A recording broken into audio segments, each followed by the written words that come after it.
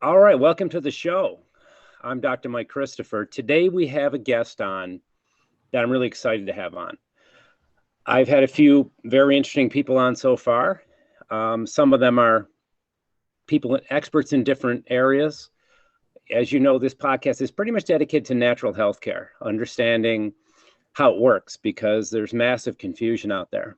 And chiropractic, as known as chiropractic, is over 100 years old. The idea of manipulation or adjustments, as I prefer to call them, have been going on 5,000 years. If you look into Chinese medicine, it's been found in areas of Russia and such. But the profession has made great leaps and bounds. And in all the states in this country, we have a license to practice and do what we want to do. And there's a scope of practice. There's an amount of things we can do, and there's things that are outside of our scope. And a lot of people don't understand that. One of the things that really is frustrating for me is to watch the science of natural medicine, doctors of naturopathy, naturopaths, and we're going to get into how to define that and how to say that properly. But it really is a frustration for me to sit back and watch how poorly this profession has been treated. Today we have on a doctor of natural medicine, a naturopath, Dr. Britt Stamer, who is going to help us understand naturopathic medicine, naturopathy. And we're going to get it out of the woodwork because I went through and asked some patients last couple of days, just for kicks, what is a naturopath? And they're like, what? You got the deer in the headlights really bad. And it's no reflection of their intellect. These are extremely bright and informed people, but they live in the state of New York. And the state of New York, in my opinion, is dominated by big pharma, the drug companies. They give a lot of money to politicians, and they like to sell their products. And that's kind of the way it is in a capitalistic society, which is fine to a point. We won't get into that. But so today we have on somebody who I admire. She's one of the youngest minds in my world of influence. I respect her so much, I can't even tell you. I respect her on multiple levels. She comes from a very athletic background. She's one of the most well-read, sensitive, kind, intelligent people that I know, literally, of any age. And to give you a brief story about her, her and I decided to climb a 14,000-foot mountain in Colorado, one of the 14ers. And the day before, we thought we'd warm up with a nice bike ride. So we got on a trail that had a bit of a hill on it. Now, it was paved trail. It's called the Mineral Trail, if I remember right. Amazing thing. If you're ever in Leadville, Colorado, go ride on the thing. It's not that difficult to do, but there is kind of a downhill section. Saying that, I was basically weaned on a bicycle. I don't know how many thousands of miles I've taken from a 20-inch banana seat bike jumping over ramps to my road bikes and all my stuff. And Brittany had a little less experience on a bike, even though she's an accomplished athlete. And so we're going down the hill, and we're probably, I would assume we're going about 30. I didn't realize she was trailing behind me pretty good. And I hear the worst crash I've heard in my adult life. I crashed many times in my younger years. And I look behind me, or first I hit the brakes and I think, oh, that poor person, I got to turn this bike around. Whoever just wiped out is really in trouble. And I realize it's Britt Stamer. So I rush over there. She's tangled in her bike. It's a twisted wreckage. She's got gravel embedded in her skin. And she did a couple of somersaults. It was terrible. We stood her up, checked her over. I was with a good friend of mine who's also a chiropractor, and examined her. And she was doing fairly well. She's doing well in the big sense. But I was concerned about a head injury in that. We're going to be climbing a 14,000-foot mountain the next day. So, you really got to make sure someone's doing okay. And after an assessment, really, she's doing pretty good. And I said something along the lines of, we're going to have to be very careful. And she mutters out of her pain and suffering, something along the lines, and she can correct me. All I know is we're climbing that mountain tomorrow. And I'm like, oh my God, let's stop the bleeding first. Let's check for, major organ damage. And of course, her arm was really twisted up. We climbed the mountain the next day, and her arm was really bad. We put it in some kind of sling we made out of a camera and a scarf. And of course, she got back home, and it turns out it was broken. So she climbed a 14,000-foot mountain with a broken arm.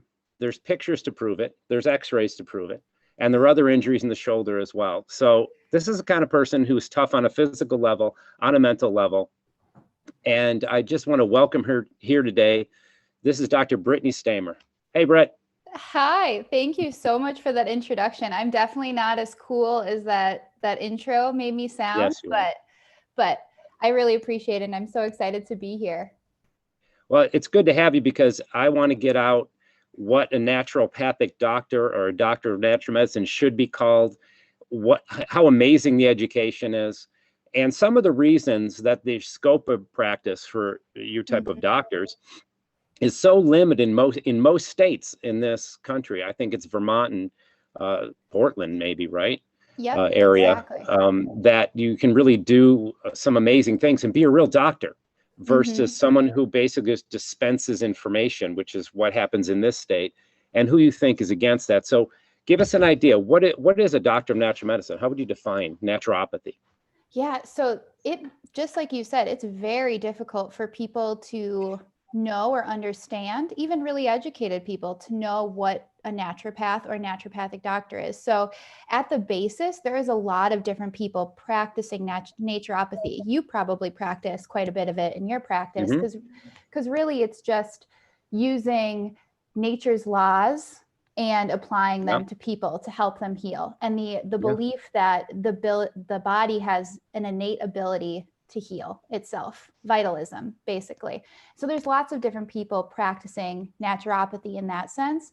But what a naturopathic doctor is that's a person who has went to a 4-year accredited naturopathic medical school after their undergrad. So they got training in pathology, in diagnosis, in physical exam, in how to prescribe pharmaceuticals if need be, minor surgery, IV therapy, and then also all those other natural therapies that we love, like nutrition, lifestyle counseling, botanical medicine.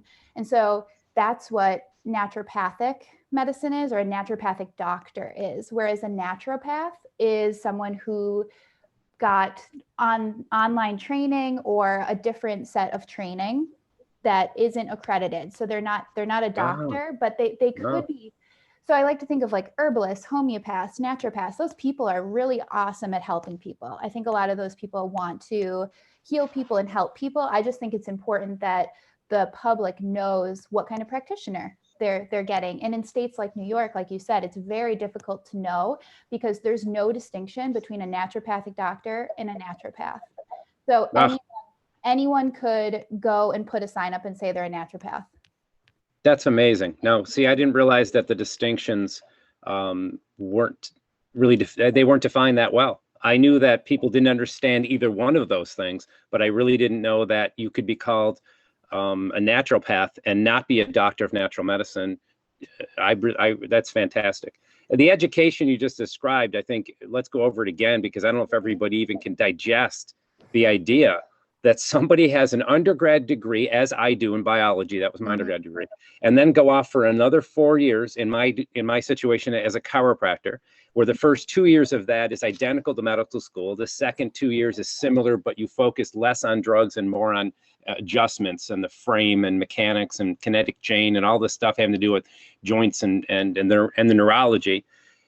It's the same for you, basically, the undergrad degree, and then the 4 years. So it's 8 years in a sense, give or take, depending on trimesters, that kind of thing, I'm sure. So it's 8 years of education. You're a doctor. And in some states, you're limited to almost a silly degree. I mean, let's face it. I mean, some states, you could probably a 16-year-old with a good book on herbology could do the same amount of things that you could do as a full-on doctor. That's how it is in New York State. I know that. Exactly. So yeah, my undergrad degree was in human biology and minors in chemistry and political science, then went on to 4 years of naturopathic medical school, and then also did a year of residency in a primary care practice. So you can also do extra work. So you can do 1 to 3 years of residency. The 3 years would be comparable to what a medical doctor does, which a lot of naturopathic doctors decide to do. But yeah, in states like New York, you can't give someone a diagnosis. You can't say you're treating them for anything. It just has to be recommendations or consulting. And so it definitely does limit you. And in states like Florida, it's actually considered a felony to practice naturopathic medicine and say you're a naturopathic doctor and treat that way. Wow. Minnesota's kind of the sweet spot that I really like practicing in, because the scope of practice here is that there is a distinction between a naturopathic doctor and a naturopath, which is really nice. So that's a good start. And then also I get to treat, I get to diagnose, I can run labs and imaging. There's no insurance coverage, which is good and bad because the insurance company doesn't have to dictate how I practice, but also makes it less accessible. But I really like it because I get to do all the fun stuff of naturopathic medicine, and I'm not limited in my treatment. If they need pharmaceuticals or surgery or those sort of things, I refer them back to their primary care doctor. So Minnesota is a great place to practice, in my opinion. Well, it's a great place in general. Yeah. I don't, the viewers know, but I lived there for 6 years and it was very hard to leave. And there's still controversy over me leaving the state, and many people we know. We'd love to have you back. We welcome you back. It could happen. It could happen. I mean, I don't really agree with the politics of New York State on any level. So it wouldn't be that hard to leave from that level. That's for sure. One of the things that I think I see, and I think I mentioned earlier, that your profession is similar to what my profession was about 70 years ago. It was a snail's pace, and some of it, for us, it was public opinion at a grassroots level that really got people fed up and said, why can't somebody practice as a chiropractor? Look at the education, and the state slowly loosened up. Laws were passed. When I first moved back here, they had just passed a nutrition bill for chiropractors, which meant I could tell somebody to take a vitamin. Before that, it was illegal.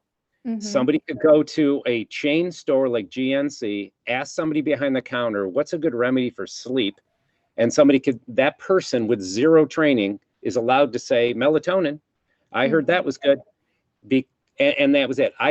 The extensive education I had at the time in nutrition, and it's gone beyond that now, of course, was amazing, but I couldn't tell anybody. So to see that had just passed in the 90s was shocking to me, right? Because I get used to the rules and regulations of chiropractors in Minnesota, because after getting my chiropractic degree there, I practiced there for 2 years. I knew New York State was different than that in reimbursement in a couple ways. I didn't realize that I'd be that limited, but I got in just under the wire on that one. They just started the nutrition bill. So what do you think it's going to take for the states, whether it be New York or most of the states, to wake up to the idea that there's a massive benefit to going to a doctor of naturopathy, and to the point where they talk to their leaders, they talk to their political figures, whoever, state board, to get it licensed to a degree where it can be practiced in the way you were educated and respected in that fashion. I mean, how do you think that'll happen? I think the great thing about that is that the ball is already rolling. If you look at states like Oregon, Arizona, Vermont, they're in those states, naturopathic doctors are considered primary care doctors, have full insurance coverage, are respected on a level of a medical doctor. And so I already see it happening. There's bills being introduced all the time. It's not talked about, but there's bills being introduced all the time to gain licensure, to broaden a scope of practice. Colorado just had a wider scope of practice introduced. Fantastic. Yeah, like Idaho, Montana, it's happening slowly. Minnesota, I'm on the Minnesota board, and there's always workings right now on trying to get more scope of practice or more licensure, basically. So I think it's happening. That's great to hear, because I didn't know that. Our profession still fights for scope of practice in different areas. And so it's still going on for us, but your profession is so separated from what you are educated in and what you're actually able to do. We're a little closer to practicing what we know. And I think I do take the place, in a sense, for lack of any practicing professionals, as a doctor of naturopathy. I think I'm doing that. I know I'm doing that every day. Not to the level of your expertise. I have a lot of experience, and it's an area of fascination. I don't know if that profession would have existed in New York State as a full licensed and capable, wide open scope practice. I think I would have maybe been a naturopath and not a chiropractor. I'm not even sure. because I love it so much. You know, I love my profession, but my profession, your profession, they're so similar because we have one truth. Like you talked about vitalism earlier. Exactly. Explain a little bit of what you mean by that. I have sort of a working idea, but when you say vitalism, contrast that to how Western medicine sees the body. Oh yeah. I definitely think there's a lot of overlap with chiropractic medicine and naturopathic medicine. So I totally agree with you. We learned manipulation techniques in school, and I was not very good at them. So I always refer out. I remember I always wanted you to, one of these days you're going to practice on me. I can take it. I want to get your skills up. It'll be fun. Oh, I need a lot of practice. So we'll set up some time. All right. But vitalism to me is basically, it means if we give the body the right tool and the right guidance, and we take away the obstacles to health, the body can heal itself. It's so innately intelligent that it doesn't need a lot of intervention a lot of the time. It just needs us to remove the obstacles to health in order to heal. And so I do a lot of that in my practice and talk a lot about that with my patients, a lot of education. So I that's how I see vitalism, as a very basic sense. But even further, like naturopathic medicine is all about using the healing power of nature to do that, identifying and treating the cause, treating the whole person and not just individual organ systems or symptoms that people come in with. I try to connect this big picture and get to that root cause and help people with that. And I do a lot of education too, because I don't want to be I'm not the person that heals people. Your body heals you. So I just provide guidance and information. So I'm the gatekeeper to that, which I don't always love, but I'm here to provide all this information, and you're going to do all the work. Your body's going to do the work. And I keep reminding patients that, because empowerment is the best healing tool.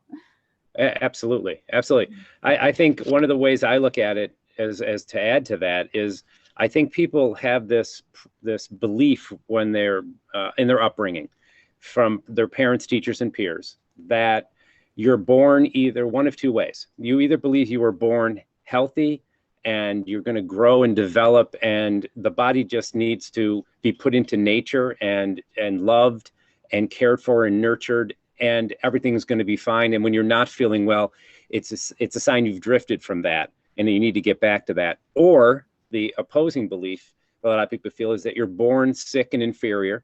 Your genetics are a nightmare. You can't really survive without a lot of help. So you have to turn to professionals immediately. And then you think about, from immunizations to antibiotics to surgeries to over-the-counter medication, all these things that, are necessary at times, but they have with them this belief that if you don't do this, you're going to be sick and you're not going to make it. And my belief is that I was born healthy. And even though I was a very sickly kid, I was born healthy, but I was put in an environment that was not very healthy. And I slowly became sicker and sicker and sicker. And I won't bore you with the story. I've told it on other podcasts, but it was, similar to some of the stories of your past. I think some of the best healers and some of the people most involved in the healing arts come from a background of some unhealthy situations, whether it be emotional or physical. And that's how I was. And I know you telling me, sharing a couple times with me, some of your childhood stuff. And it's just, and they're similar stories, which is interesting. So I think that's the thing people have to decide. Do you believe that you're born sick and you need help, or that you're born healthy and when you got sick, you drifted from healthy things? And you don't have to believe either one, but you should at least investigate the idea that you might be existing in one of those beliefs, and you might want to investigate the other side, to see what's available for you. Exactly. Right. Exactly. And I think we both know that it's nature and nurture that create who we are. And I totally agree with that as well, that like we are meant to thrive as people. And so there's our body wants to do that. It wants to help us. It's not trying to fight against us. Even symptoms are your body's trying to show you what's wrong in order to correct it. And so it's all around that kind of it's just a paradigm difference. Right. And I think one of the things that you and I were talking about one time is the use of ice when you're acutely injured. And what is the value of inflammation? And that was really an interesting thing you brought up, because I was raised that people used heater ice, and they didn't know what to do. And we discovered, and I always felt that ice worked so much better in moderation, used at the right time and in the right amount. And you would one time said that there's a current belief coming through that inflammation has a value. I think of it as a, sort of a buzzword of you're falling apart, and, that's why your sinuses hurt. That's why you're insane, because you're swelling, your whole body's inflammation over and over again till you're just sick of the word. And so bringing that down was always good. But in acute injuries, it's the body doing something natural. So how much should we get in the way of the body trying to do something that it may have some value to? So we touched on it a second ago, but why did you become a naturopath? A doctor of natural medicine. Yes, you're learning. That's good. So as you kind of mentioned, I was in sports my whole life growing up. So I was exposed to like a healthy lifestyle in that way. And I always really loved food. So that was another way I kind of was connected to naturopathic medicine, but I didn't really have a huge connection to that world. I grew up in rural America in a small town. I was really in just kind of a regular American life. I wasn't raised by hippies or, had this different sort of upbringing that you would think if I'm in this world now. But I went to undergrad, and I was planning to become a medical doctor because my goal was I wanted to help as many people as possible. Like how am I going to do that in my adult life? And so I decided first I was going to be a nurse. Then I wanted to be a politician because I thought changing policy would do it. That could still happen. Yeah. Yeah. Maybe I'll have to get a well, bit for anybody who doesn't know, you are an amazing observer of politics. You and I've had many conversations on that. We certainly will not get into that today, but you opened my eyes to a lot of interesting aspects of how our country's run, how it's run poorly, and why, and some of the solutions. And you and I think we've dehydrated the people in the room when we get in our conversations, but I always welcome it. But you have a lot of skill in that area. You've obviously spent a lot of time. You'd make an amazing, I'd hate to even call you a politician, but you being in public service, who very rarely are politicians in public service. They're in self-service, in my opinion.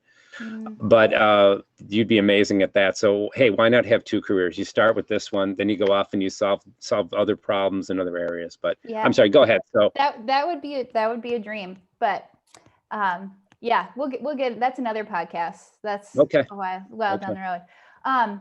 So I thought that would be it. And then I decided I wanted to be a medical doctor because I wanted to be, at the top helping people and making those decisions to help people. And so I was going to my pre-med club meetings that happen, once a month or something, preparing to take the MCAT.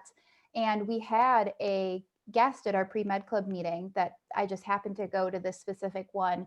Her name is Heather Zwicky, and she has a PhD in immunology and microbiology, used to teach Yale medical students, is an amazing teacher and professor. And she grew up right around my college. And so she was back visiting her family and decided to give a talk there because after she was done teaching at the Yale Medical School, she now taught at the National University of Natural Medicine, where I ended up going to Naturopathic Medical School in Portland. And so she was back visiting her family, gave a talk about naturopathic medicine. I had never heard about it before. And I said, this is it. I had been feeling a lot of resistance to going this traditional path of becoming an MD. And I couldn't figure out why, because I liked science and I wanted to help people. And it seemed like a great path, but I didn't realize until she came into my life and she said those things, and this is what naturopathic medicine is that that's what I was missing. And so it was really by fate that it just fell into my lap, and I decided to apply to schools right away and made the choice to go there. And less than a year later, I was in school there. So that's my journey, and it's very serendipitous, and I'm very thankful for it. That's fantastic. I mean, being open to your surroundings, paying attention to who's around you is, I think, important. And that's obviously what you did. You had a path, and then you saw something that was, more attractive to you. I did a similar thing. I was always going to be more a mechanical person, mechanical engineer, electrical engineer, because I like to fix broken stuff. And then had terrible migraines, went to a chiropractor, and I'm like, wow, that's amazing. That's what I want to do. So kind of related, I guess. Mm-hmm. But one of the questions I like to ask, and is because I'm always fascinated by how people heal or why people heal, and especially why they don't heal. What holds the person back from healing? One phrase I remember in chiropractic college, one of the older practitioners, very experienced, incredible man, said that some people need their pain. And I always thought that's just so unusual. And I, at the time, didn't understand that. But as I've been around people with different ailments, from the mental to the physical to the chemical, sometimes that can be the case. So I guess in short, how do people heal each other? What's the equation? How does that work? Give us some feedback on the healing equation. Mm-hmm. So for me, I feel like people heal each other with a lot of compassion and understanding of each other. Mm-hmm. So I feel like more than ever, there's a lot of divisiveness in putting other people in camps. I think that the more compassion and understanding of each other and the more grace we give each other, the more space we have to heal. I don't think I've ever found anyone that's healed when they're told they're doing something wrong, that they're bad, that you can't be fixed, you're just this way. And that's what we do a lot. And so I think by giving people the space to be like, you're an amazing person, you have the abilities to do this, you might have gotten off a path, but like there's a different path ahead. I think like having compassion towards each other leaves a lot of space to be able to heal each other. And so that's how I approach my practice with people too. Yeah, and you're definitely a natural at that. That's why you're doing this, and that's why you're good at this. I agree. For me, a lot of times I know that the listening part of being a practitioner is so important. And when you're not plagued by an insurance company, timing your visit and all this kind of craziness, and you can spend that time with patients. And as a chiropractor, people want me to take their insurance, and there's so many limits to what I can do. So I put together a separate visit, which I call the advanced consultation, where I can sit with people for longer periods of time. We talk about everything imaginable. It's a fun time for me. It's a nice break from the more routine type of thing. It keeps me stimulated. And I get questions asked of me that I sometimes don't know the answer to, which is fantastic for me, because then I go and look it up and learn something new and stay young, healthy, and grow, right? But it's I think that's so important that we start with a true understanding of that person's wants and needs. Some people, it's really a question of, have they been able to express themselves? And I think if you look into the world of counseling, the gift is to get that person to give them some hints on how to communicate what they're feeling. Like when you listen to a really good song and the lyrics really hit you, the reason I think that's so relieving is that person just said what you're thinking. You couldn't say it, and they just said it. And you're like, oh, someone else feels that way. And I try to do that with a patient. They're struggling to say what's wrong and what hurts and what's the matter. And I think when I am doing a good job, that's what I'm doing. I'm saying, okay, so here's what you're saying. Or is this what you're saying? Make sure, is this what you're saying? I don't want to put words in people's mouths, but I want to give them some tools. Just like a good song gave that person a tool to say, yes, this person understands what I'm saying. Exactly. Yeah, that's fantastic. One other question is, I always think it's interesting, what is natural? Because you look at natural medicine and you go out to nature and you say, I want to get in touch with nature. I want to live a natural life. I want a natural diet. And I was listening to a podcast one time, and the guest wrote a book about natural, the idea of natural. And he said, we know a bird's nest is natural, but our house isn't. Well, the bird built the nest. I built the house. How is it not natural, right? And it was a really great question. But when you look at natural, what's your test? How do you know what's natural? I like that you asked this question, because I totally felt the same way about, we live in a very unnatural world as humans, and a lot of it is kind of necessary, unless we wanted to be like, running around like we were as cavemen and women however long ago. Like living in a house is not tempting. Natural. It's tempting. Yes, it is tempting. There are days I want to run. Yeah. Yeah. I just would love to go out to the woods for, an extended period of time. But sure. I looked up the definition. So it means existing in or caused by nature, not man-made or caused by humankind. And so I think of, not everything I do is natural. Really, I sometimes use homeopathics. Those are completely man-made using natural substances. I use supplements that take compounds of, of a plant or material that is derived down, like a certain, like you could use something like curcumin, which comes from turmeric to help with inflammation. Giving pure curcumin is not natural. So I think about natural is very hard to define because it really is a gradient. Like, how far are we going from nature, and where is your stop of how much you want to use and how far you want to be from nature? So it's hard to define for me. Yeah, well, I think it's hard for anybody to define. It's a very difficult thing. Like you're saying, there's a line to be drawn. One of the things I do is I put it in I call it the jungle test. And what I mean by that is there's been estimates, and of course people can argue this point and feel free, but that we've lived in this form, this human form, for 165,000 years. So if let's go with that number. So for 165,000 years, we've roamed around. And then all of a sudden, in the blink of an eye, there was an agricultural revolution. There was a planting of seeds and the sort of the grouping of animals, and agriculture hit. And then not that long after that, we had the Industrial Revolution. And I don't know if you'd call it the IT revolution now or whatever you'd call it, but obviously the computerization of our lives, like we're taking advantage of right now. And if someone came to me one time with alkaline water, I may have said this in another podcast, but and they wanted to know if it was good or natural. And I said, I'm going to have to go find out, does it exist in nature? And if it exists in nature, in pristine environments, it's probably good. And it does. And then the question was dosage, of course, and how much, right? How much alkaline water, how much should you alkalize your body? And there's pH strips for that, as you know, and our viewers may know. And I advise people to look into alkalizing their bodies, because you really end up just pushing towards a very healthy lifestyle when you do that. But that's what I do when someone asks me a question and maybe the answer can't be found yet. Does it make sense? And would it survive and would it thrive in a natural environment? Being strong, being thin, being fast, being smart, those are good things, right? Well, why are they good? They would all serve you if you had a sharp stick and a saber-toothed tiger looking at you, right? But if you're sick and you're obese and you're not too bright and you don't know what's going on, you're going to get eaten, right? So then you can't reproduce, right? And that's part of the drive of life is to feed and reproduce. So I'm keeping it basic today. So there's more people, you know that. Yes.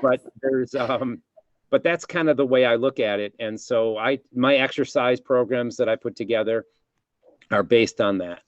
And there's a lot of things that I do that I think, okay, this is going to support my ability to survive in a natural environment. The fact I do pull-ups and chin-ups so I can climb over things, that's a basic ability to be able to pull yourself up by your arms is a survival technique, things like that. So the work of Mark Sesson, which I've mentioned a few times, I'm kind of obsessed with him. He's fantastic. We talked on this a little bit, but the future of the doctor of natural medicine, the doctor of naturopathy. You said it's getting better. You mentioned Colorado is opening its scope of practice. If you were to move one thing forward in the scope of practice, is there one thing that you think, boy, I should do this because I'm educated in this, I'm proficient in this, and the big thing, of course, is this serves humankind. This serves mankind.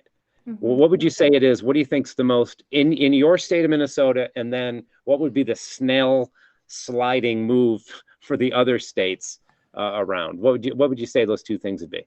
Yeah, I would say at bare minimum, we would have to get title protection, we call it, for naturopathic doctors across every state. So that means naturopathic doctor means I went to a 4-year accredited naturopathic medical school. Okay. And so just having public awareness about that in every single state, and so you know what you're getting, I think that would help move everything much quicker to a bigger scope of practice. Sure. So, and with that, I would say at minimum, I think naturopathic doctors should be able to diagnose, do physical exams, and provide treatment.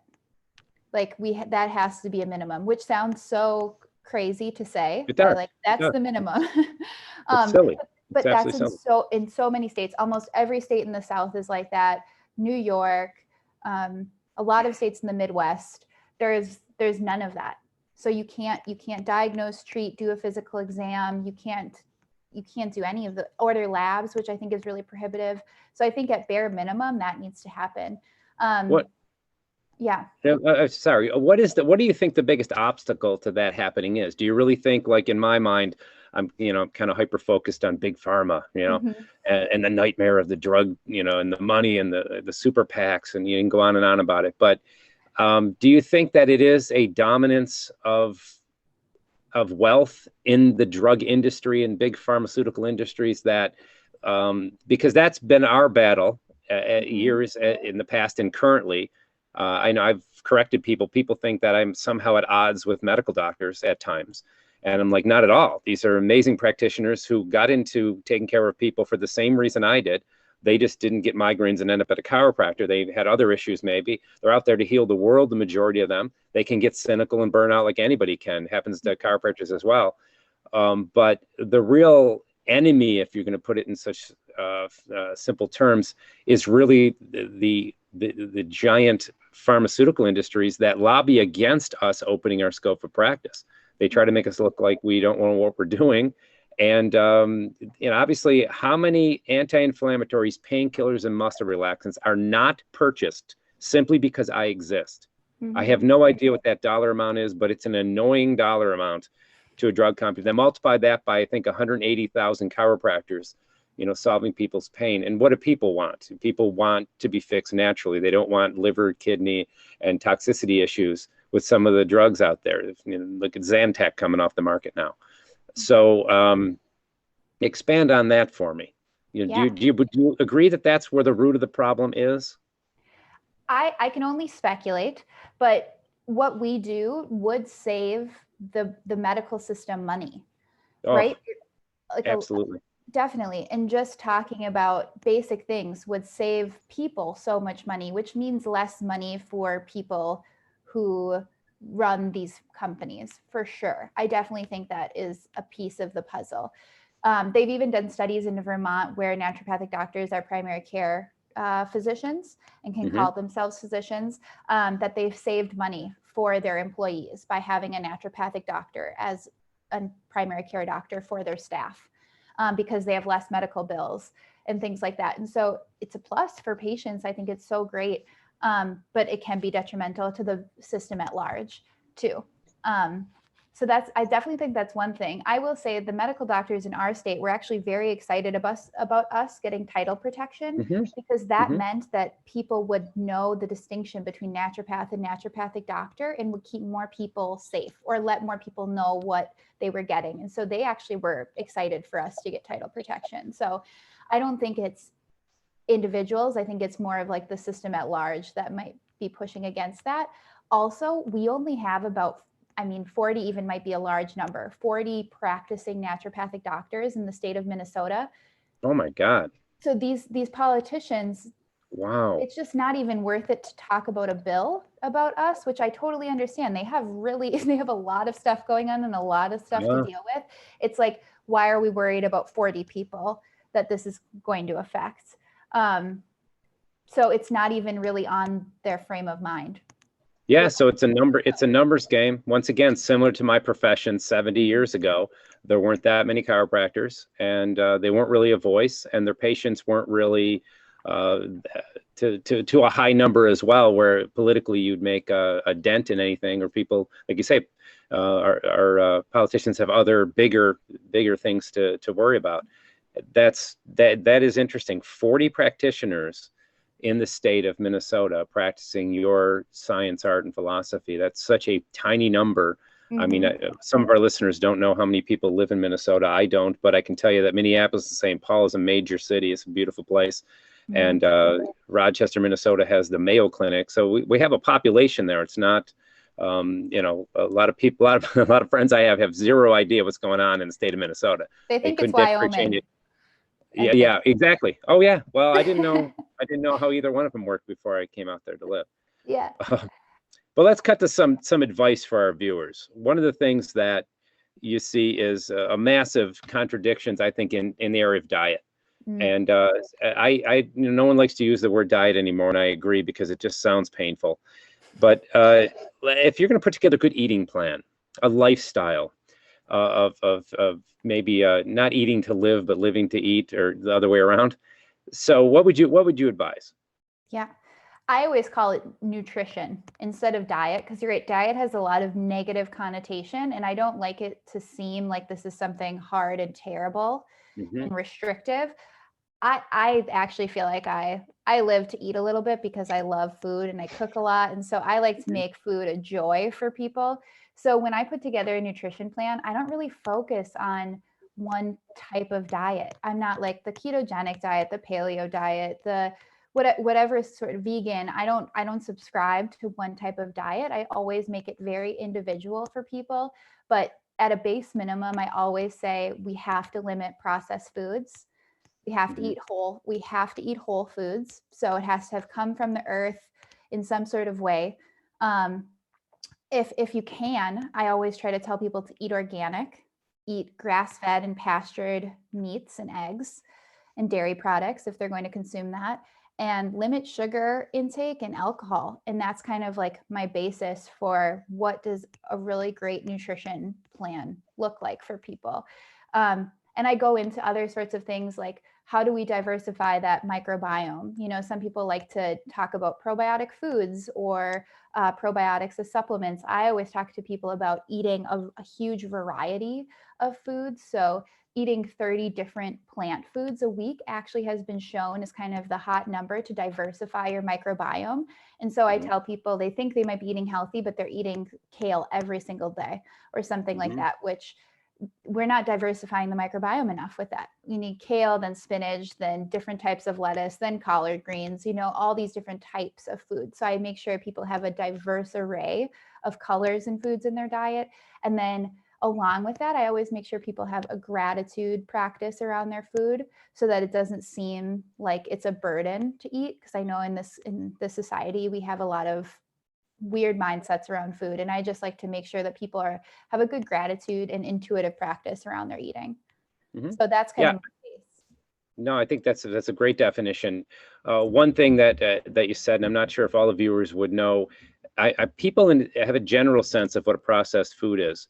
Could you expand a little bit on where the line is when something isn't processed, but it's darn close, but maybe it's acceptable by you occasionally? So I would say this is probably the best example I can think of off the top of my head. Something like hot dogs, but good hot dogs, like grass-fed beef hot dogs with no fillers. That's a slightly processed food. You know, it has to undergo a process to become into that. But it's still relatively a whole food, something like that. So that's something I see that is acceptable. Anything that comes most of the time in a package that you couldn't make at home, if those ingredients cannot be combined together in your own home to eat, then it's probably a processed food that you probably shouldn't be eating. Yeah, I think that's a good rule. Like if you don't have a distiller to put corn into to turn it into high fructose corn syrup, that might be a problem, right? Exactly. But people buy like good organic soups in a package, you know what I mean? That have like a list of ingredients. You could put that together in your home tonight for supper. You might not have time to do it, and that's okay. That's considered a processed food in a way, but it could be made at your home. So that's the kind of distinction I like to make with people. Yeah, I think that really works. So give me 3 things. I think people think in threes, at least I do, that we can do right now to get healthy. Picture your average person who is concerned about their health and they want to go to the next level. You know, they only have so much time and energy. I find that, you know, making changes takes energy. And so the first thing I usually want people to do is get their energy up. And so I tell them to master the fundamentals. Start moving. If you can't run, walk, can't walk, crawl. If you can't crawl, just roll around on the carpet. You know, do something to get things moving, you know, squish and mush around on the carpet and, you know, breathing, deep breathing and water intake, right? So once you get the energy up, then there's some time for changes. But keeping that in mind, picture someone who's rolling on the rug. And what would be 3 things you'd give that person? Because they're starting, in a sense, they're not horrified, but unhealthy, but they're starting from scratch. They're exhausted. They got, you know, a million things. They've been eating processed foods, and and they know the Twinkies are bad, but they're still hitting them on the weekends. What would you say to do? You crack me up. I'm just picturing like giving this counseling to someone on the floor, rolling around. I've done it. Yeah. So to answer this question, I had to think about what do I counsel my patients on a lot? And I also didn't want to give overlap with what other people had said. So when I'm thinking about like what kind of choices I tell other people to make or what kind of choices I make, I always keep these three things in mind. So you're right, things come in threes. So I always ask, is this thing good for me? Is it good for my neighbor? And is it good for the world? And then I make my choice based on thinking about those three things. And so the three things I would say to get healthier right now, I think they all affect yourself and your own health, which is really important, but they affect the health of your community and the world too. So my first thing I would say to get healthier is find a community, because all the other things that come, like making those healthy choices without a community around you to do it, is going to be very, very hard. The same thing goes for people who are addicts or those sorts of things. They found if you're in that same community, you're going to have so much worse outcomes. Yes. And same goes for health changes. So I'm like, you need to either get your partner on board, your husband, your wife, your boyfriend, girlfriend. You need to get them on board. You need to call up an old friend that had a really good influence on you and talk to them about it. You have to get new friends, or, talk to those friends that you have now about the changes you're making, and have a really good community. Get professionals on board if that's what you need.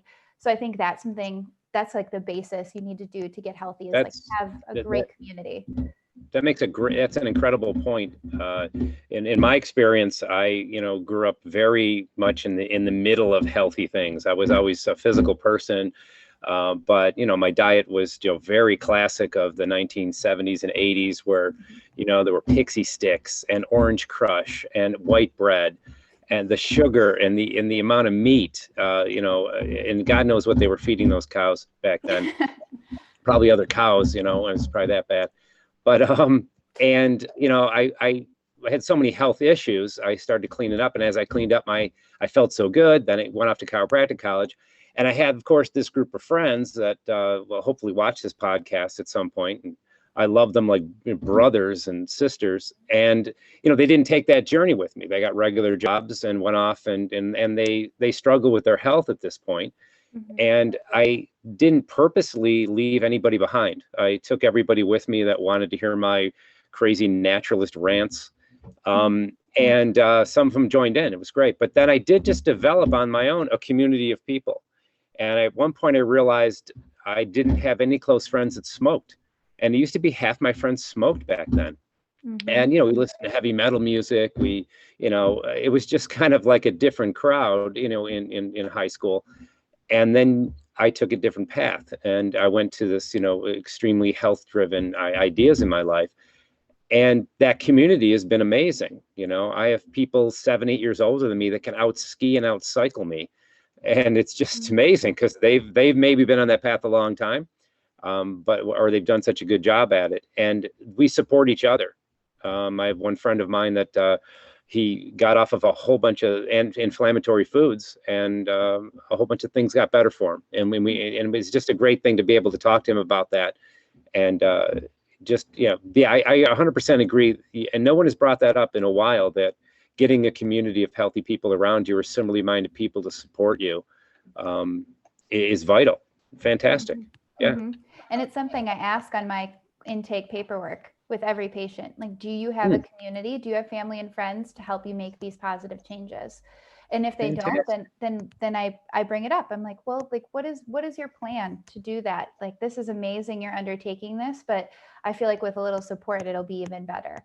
So I never asked that question, but I'm going to start that on. Well, I go to work tomorrow. Honestly, that is. I think I'm going to throw that on my paperwork too. See, this is what happens when you hang around with Dr. Britt Stamer. You just learn stuff, and I've been doing this for 28 years, and you just taught me something, and that's what it's like hanging with you. Awesome. Thank you.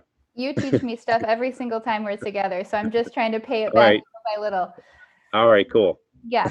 And so the other two things I would say is like eating whole foods. So just explore that. So next time you go to the grocery store, pick out something you might have not eaten before, pick out, you know, if you're filling your cart with different things, like pick out something that's a different whole food.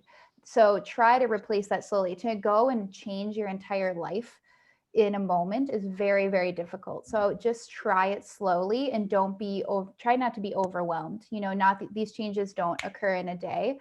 I think I see a lot of people undertaking huge goals a lot of the time. I'm going to work out 6 days a week. I'm going to change my diet. And I'm like, let's work out 1 day a week for 20 minutes. And once you have that habit down, then we'll like increase it. So I say when getting the changes, especially with food, because your taste buds take time to change, your microbiome takes time to change. It's going to take some time to like really like those foods. It's just explore it a little bit, dabble into the world of whole food. So that would be my second thing I would tell people, because it's a little bit attainable then. The third thing I would tell people is detoxify your personal care products. So I do a lot of work with women's health, with the endocrine system, with like thyroid, adrenal glands, that sort of thing. And a lot of personal care products in our life are extremely, extremely toxic for us. And I think that's kind of the new wave of healthcare that we'll be talking about more in the future. But that's something I talk with every single patient that I see. Is we go through head to toe what kind of personal care products they're using in their life, what kind of products they're using in their house overall. And we try to minimize the toxicity load, because that's removing that obstacle to health for people to heal, especially with women's health, because a lot of those affect hormonal health. So, and that's something that's relatively cheap. It's actually easier to get rid of these products and replace them with much simpler products. That's a good point. Now, you feel that the chemistry of those products links up with estrogen receptors? Is that what you're sort of implying? Yes, with some of them. So one big example that people might know of is BPA. So it was actually used as an estrogen, and that's what it was first developed for. And now it's in the linings of cans.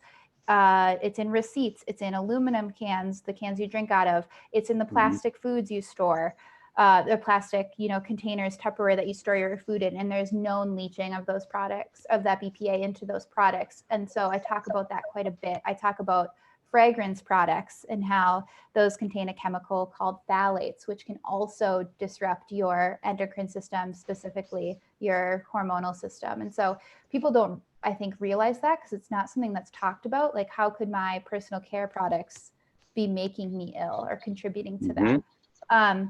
So I talk about that a lot with my patients. So I think that's something that would be really great to change your life now, is go through that with someone. Those are all great, because they're very more original ideas than what I've heard. You're touching on some things that, outside the norm of what a lot of practitioners talk about. I think, those are considerations that people don't really spend much time in. I mean, I've gotten into how BPA and different plastics are harmful years ago, when I started reading some articles about sterility and the horrifying amounts of premenstrual syndrome that you hear happening more and more over time. And when a species starts to lose its ability to reproduce, it's the beginning of the end. So if you end up that continues, we're obviously in trouble. When I was in chiropractic college, and it was probably 1990, we had a midwife come in. I may have mentioned her to you one time, and she was like, she's like 90 or something. And she was known for falling asleep during the births at this point. And nobody cared, because she was so incredible at what she did. She would just kind of take a little nap during the middle of between contractions, and she was always there for the baby. She knew when to wake up. And we asked her one time, someone had the guts to ask her, why are you still doing this? I mean, they're actually saying it with a lot of concern in their voice, like, wow, that seems to be, maybe that's a lot for you. And she said, well, I have help with me. She doesn't drive. And people just love her, and she was a sweetheart. And she said, and she was really pleasant and very kind the entire time. And then she got a serious look on her face when she was asked that question. And she said, I think I'm partaking in the saving of the human race. And there was dead silence. We're like, why? What are you talking about? I know things are bad, but in what aspect is a midwife doing that? Because I didn't know much about midwifery or the birthing process at that point in my profession, in my career, my education. And she felt that, if you got a bad start, you trip some switches in the physiology and the path of a body, it doesn't do very well. So this idea we touched on earlier that we're born sick and that we need all this medicine to stay up and stay alive might be that may have small amounts of truth when you have a harsh birth, when you have a medical birth. And a lot of times they are, as you know a lot about that.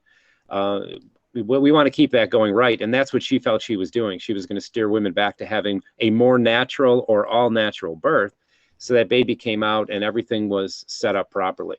One of the things people don't know is the vaginal bacteria is a probiotic and sets up the proper gut flora for that child to then start breaking foods down and normalizing their immune system. So when it's C-section, that doesn't happen. And that's just one thing that we know. God only knows how many hundreds of things go wrong when you have to do things outside of the natural birthing process. I mean, think what has to happen for a baby to go from the womb to breathing air and feeding through its mouth. I mean, it's a massive transition. So if something isn't so good there, obviously we can have problems. So one of the things that come up, I know you agree with that. Half of that you probably taught me. One of the things that you see with people's opinions about doctors other than medical doctors is that maybe we don't know what they know. And I had a patient one time I had for years and always had great results with his low back. And one time we had a struggle. I think he herniated a disc at that point, if my memory serves me right. And it was taking a while to get him better. And this is a man who sends his family in. We have a great relationship. But he said to me when he got off the table, it was probably, visit number 6 or something. And sometimes it takes 35 visits to fix a disc or more. He said, man, this back is really bad. Do I need to go see a doctor? And I just stared at him for a second, and laughed. And I said, you're at a doctor's office, and that's what we specialize in, real quietly. And he goes, oh my God, no, I didn't mean it that. I meant like, do I need the drugs and the surgery and everything else? And I'm sure he meant it as it was just a question. He was in pain, everything else. And I'm not easily insulted. I think things like that are kind of funny, to be honest with you. He suffered on that one more than I did, as he was backpedaling and telling me how great I was for the next 10 minutes.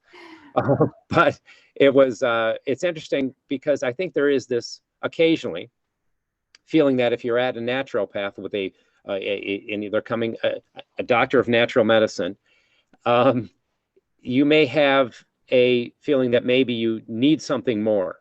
And I think, so what point do you refer to a medical profession or an ER for that example? I sort of have my line in the sand. When you get someone that comes in and they start giving you a history and you do an exam, what are some of the things you think, what, I would love to work with this person, and I may continue to work with this person in concert with a medical approach? In other words, there's a drug and surgery thing to keep this person going. Give us some feedback on how a person knows they're in the right hands with a natural practitioner, and how much we really know when to refer and how to do that. So for me, because of working in Minnesota, I require every single patient to have a primary care physician before they come see me. And so they're also being worked up by another provider to make sure that they're safe as well. So that gives me a lot of security when patients see me. So I mostly work in the adjunctive world. I have never here had to send anyone to the emergency room or to urgent care, which is a lot less stress, which is very nice. But I basically take it case by case basis, and I take it person by person basis. So I work a lot in obviously the world of women's health. And so I work with people who have endometriosis. And let's take endometriosis for an example. I talk to people about, do they want to have laparoscopic surgery, or do they want to take a natural route? And so that's not an emergency, right? But it's something that we always have a discussion about. Would it be better to get laparoscopic surgery and then we continue to work with each other after that? Or do we want to continue to take like a completely naturopathic medical route? And so it really just depends on the patient. As far as like knowing, I always try to reassure patients because I don't think they know what they're getting, that I also learned pathology. I know the medications they're on. I used to prescribe quite a bit of them when I practiced in Oregon. And so I like to let them know that I know those things. And so I try to educate them about what their choices are. And I don't try to push them into a medical intervention or not getting a medical intervention. I just try to like give them education and let them make their choice. And I think medical doctors are have an amazing expertise in their area. And so they know more about that world than I ever will. Even though I know a lot, I don't even know close to what they know. And so I always refer to their expertise too, while also, trusting what I know how to do. So it's a fine balance there. I think you hit it right in the head. What I always want is a person to know that if I was to make a simple division, I would say that I nurture health to the point of super health. And a medical doctor is making sure you're not nosediving and making sure that you are going to stay alive. So their job tends to be further down the scale of closer to a serious loss of life and keeping people there. And my job is to take you from sort of the middle of the health spectrum and bring you to your optimum genetics or optimum potential. And there are times where people are, fluctuate from one to the other. They go down a little bit, and there's going to be a need for certain interventions. I had a 97-year-old patient who wouldn't take his blood pressure medication and thought I was going to agree with him on that because he and I agreed on a lot of things. He was an amazing, amazing man. And he was very disappointed when I told him to take his blood pressure medication. I said, you're making a choice here to maybe feel a little perkier when you don't take your blood pressure medication, but you are increasing your risk of a heart attack, cardiomegaly, a stroke, an aneurysm so much because his blood pressure was extremely high. And I think his body was saying, these arteries are hardened. How am I going to get the blood to the periphery? I'll bring the pressure up. So the body did that. And obviously there's a time where the body at that age comes out of equilibrium pretty easily. And even though he was disappointed, we got him to take his blood pressure medication. And I consulted with his wife, and we, as a team, we got this wonderfully lovable but stubborn, very bright man to take his blood pressure medication. I think he was only disappointed in me for about a half hour. And then I think he realized, and, subsequent visits, I said, hey, how are you feeling? Things are okay. You're not dizzy. You're not, I said, we don't want you, having such a low blood pressure, you can't think anymore. But, he was a wild man, and we always had fun. He was an incredible guy. But yeah. And I think that's the spot for like chiropractic, naturopathic medicine, is that if someone is on a medication, you can help them while they're on that. You can support them to feel their best on that medication too. So it doesn't mean that, in that situation, the medical intervention was the correct decision, but you could help him feel better. And so I do a lot of that too. It doesn't have to be an either or.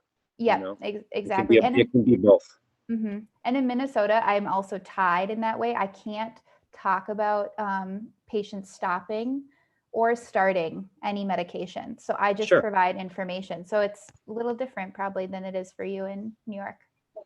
We have the same regulation. We're not allowed to stop people from taking medication. And I have no problem with that because that is not my world. The patient's body is my world, and it affects that world. So that's where you get kind of pulled in. But I just try to get, like you do, I get people informed, and I look for the side effects, because a lot of times the side effects aren't when you first take it. It's 17 years later when all of a sudden your kidney chemistry is thrown off and you're wondering what that's about. But in my experience, the medical professionals that I've run into, that I work with my patients, the overwhelming majority of them are right on top of that. They're doing the blood work, they're looking at things, and yeah, they have a pretty good grip. Once in a while, I have to give a nudge, but most of the time they're pretty much on board with time to change medication or decrease or get someone off of it, because the benefits are not outweighing the risks of that particular one. So give me an idea where you think you're going in life. Like what you got to, I like to ask people their 5-year goals. I think setting goals, having direction is a crucial thing. And someone that's in your position, getting started in this profession, how long have you been doing it now? How long have you been practicing? I graduated in 2007. 17. Okay. 3 years. Yeah. Great. 3.5 years. Okay. So what do you see yourself doing? Do you want to be in solo practice, a bigger group practice? Do you want to have multiple people under the same roof, like a healing center? There's people that have so many different visions for, bringing out the best in their patients through a bigger facility. I've touched on that a little. My facilities, it's not just me there. There's multiple practitioners of different types. So what do you think? What do you think you're going to do? And give me a 5-year plan. Mm-hmm. Got a pretty solid laid out, or what are you doing? This was good therapy to think about this. So Good. thank you. Good. We tend not. We sometimes. You're doctoring me. Well, you've set and achieved probably every goal you ever have put together, and that's what I think. It seems that way to me with you. You're so efficient and bright. But at the same time, sometimes we get to a point, I know I have, where I'm thinking, okay, I've achieved my goals, and you just going with them. Mm-hmm. And for me, being healthy is very much about growth. It's very much about learning and going forward. I constantly want to learn. I think on my deathbed, hopefully I fall over with a book, that's some revolutionary new idea. I'm like, yes, I thought that once, and I just, fall in a pile. That would be fine with me. But so give me an idea. So what do you got planned? So I would really love to have a thriving one-on-one practice. So keep growing this practice that I'm doing and having one-on-one sessions with people. But I also really want to teach. So that could be teaching online classes or teaching at a school, because I like the idea of being able to disperse information without having a high price point for that. So I want to disperse as much of this information to as many people as possible. So I want this information to be accessible. So that's a huge part of my future goals, is somehow start teaching. I have some classes in the works, and so hopefully that'll start soon. And then I also want to start an herbal company. So along with seeing patients and doing that, I've been kind of in the works of starting an herbal company, kind of along the lines of getting more nature into our lives. So how do we incorporate different parts of nature into our lives? And so that's part of what I want to start. So with teas and that sort of thing is in herbs and food too. So that's something that I see for myself in the next 5 years. And then on a personal level, I really want to be out of the city into a smaller town, have a family, be closer to nature and have time to garden and slow down. Because I also think that kind of stuff is healing to myself and to other people, contributing to the world in a different way by using less and having kind of a quieter life. So I see all of those things hopefully happening within the next 5 years. Well, that's really cool. And I could see some of those family roots showing up, right? Mm-hmm. People don't know this, but Brittany's father is a sugar beet farmer. I'm sure he grows soybeans and everything else. I couldn't have known less about that profession. And when I got to know him, I asked some of the dumbest questions on the planet about farming, because I grew up in a city. And I can tell he always had a smirk on his face when he tried to, explain to me something really basic. But I think it's an amazing thing. And I know you've had conversation with your father about, I believe, correct me if I'm wrong, doing some organic farming. Mm-hmm. And when you say opening an herbal company, do you mean that you'll actually grow your own herbs and package them up and sell them? Yep. So I don't want to grow my own. I would rather partner with farms who are growing herbs, and then create basically the formulas and package those and sell those. Okay. And so different formulas for different ailments and things just to incorporate into your daily lives, not necessarily needed to be given to you by a practitioner. Because another thing, I want it to be accessible and you just get to use it. I think herbs are just something that have been forgotten. We talk a lot about food in our daily lives, and a lot of people practice that, but herbs are such an easy thing to incorporate into your life. And so I want to make it more accessible and more of a thing for people. So yeah, you touched on something about cooking with herbs. Now, one of the things that I do, and tell me if you're talking about expanding on this simple idea, I use a lot of turmeric and black pepper, and I'll cook it, and then I'll scramble eggs in it and put, all kinds of vegetables, make like a vegetable omelet. And it's really good. And I'm getting that anti-inflammatory property of one of the greatest herbs. So is that what you're referring to? Like almost maybe a series of recipes to get particular herbs into your diet for whatever conditions might be ailing you? Mm-hmm. I'm craving one of your omelets right now as we speak, but I had one this morning. Did you? I'm way behind on lunch. It's already 2:30 here, so I'm thinking about it.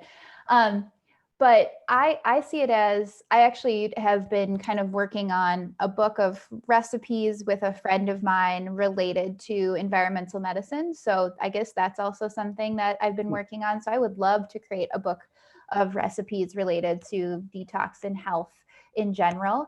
But I'm more talking about using herbs in food, such as I've made like different types of shrubs, which are like infused vinegars. So different like herbal infused vinegars, herbal infused honeys, herbal infused maple syrup, and things like that. So kind of infusing herbs into some of those things. Yeah, no, that sounds fantastic. Mm-hmm. Yeah, that's something that I think is important. A lot of times you see there's I've seen some food manufacturers doing something, they'll put such a small amount of something in there, right? And then label it as if it's, like a gold mine of a tonic. But mm-hmm. I know the way you do things, it's going to come out just amazing. And I have heard one time that there was such a thing called like an herbal bar.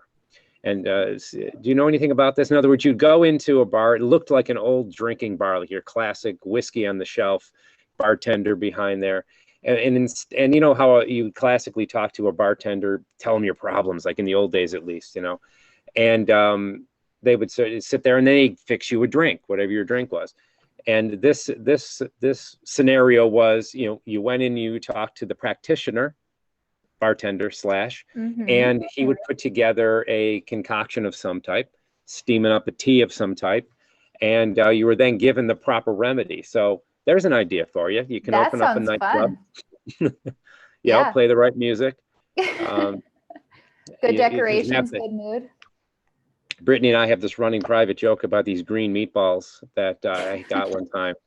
I went to Minneapolis and we went out to eat, and she took me to some of the coolest little, locally owned restaurants. And I'm up for eating anything. I think it's great. I'll try anything. I got a strong ability to eat stuff. So I went there, and the people working there were interesting, very intense group, a bunch of young, super bright, looked a little anguished. And I got these green meatballs, and, I grew up Italian, so meatballs weren't green. And, maybe in some parts of Italy they are, but not in my world. And I thought, wow, this can be cool. And they actually were really good, of course, because I love natural food. I love green foods and all that kind of stuff. So I downed a bunch of green meatballs, and I can't wait to go back and get more of those someday. Especially, the service was interesting. The atmosphere was really, really hip. The music playing was something I never heard. So it was like being in a parallel universe, or it was like going to the future, actually. Felt like I was in the future. Yeah, you were a millennial for a short time. Is that what it was? You knew how it felt to be me for a little bit. You're always open for everything, so it makes it very fun. Oh, absolutely. I like a new experience, and I can get one. Mm-hmm. So, all right. So one other thing I want to ask you is, do you do consultations online at this point? Yeah. If somebody can get a hold of you. Yep, I'm doing all telehealth right now, so I can see anyone. So it doesn't matter where they're from. That's great. Yep. So if they're from outside the state, it's considered a consultation. So I would practice it much like a New York doctor would. I'm not practicing in the capacity of a naturopathic doctor. I'm just practicing as a health consultant.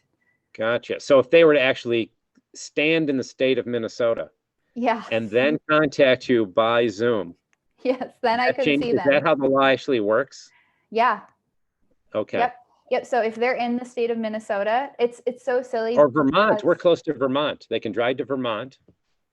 They can't. I'm just being. Because I'm not licensed. If I was licensed in the state of Vermont. Okay, even though Vermont's.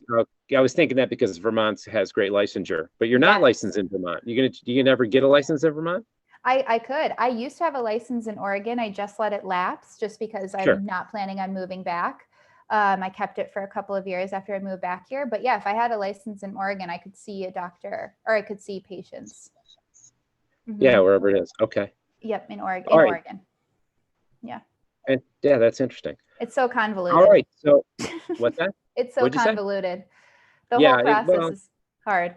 it is strange that state by state the rules vary so much. It is true Mm-hmm. with chiropractic. The reimbursement rates are different. The scope of practice is different, like we said earlier.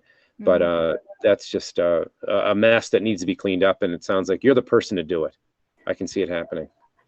There's a lot better people in the state of Minnesota, so I'll give kudos to them. They've been making. Well, I find that hard to believe. I find that hard to believe, but I will take your word for it. Okay. Thank you. Thank you so much for having me. It was a lot of fun. Yeah, we'll do this again sometime. I agree. I enjoy any conversations we have, and I think our viewers are going to attach to this in a real way, because you're waking up people to a science, art, and philosophy that is related to what I do, very, very related to what I do. But it's one step more into natural remedies. I don't do much homeopathy. I do a fair amount of vitamin, mineral, herbal, soft tissue work, of course, and the standard chiropractic adjustments. But the consultations I do, with exercise and diet, and even recommending certain books to get inside someone's head when they're, sort of stuck in a paradigm that isn't serving them. So, all right. Well, always a good time. Thanks for coming out today and spending some time with us. And we will talk soon. Yes, we will. Okay. Thanks, Dr. Stamer. Have a good day. You too. We'll see you. Bye.